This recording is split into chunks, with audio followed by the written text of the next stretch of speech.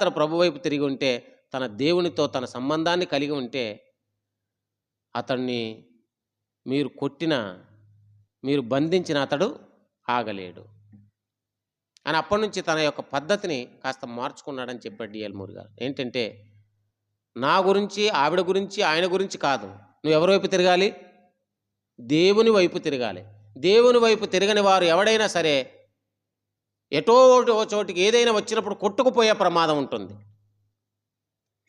నిజంగా దేవుని వైపు తిరిగిన వారు దేవుని కొరకు వారు జీవిస్తారు, దేవుని కొరకు సహిస్తారు, దేవుని కొరకు భరిస్తారు, దేవుని మహిమార్థమే వారు ముందుకు కొనసాగుతారు తప్ప నాగటి మీద చేయేసి వెనకకు తిరిగి చూడరు.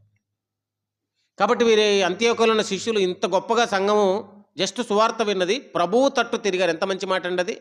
వారు ప్రభువు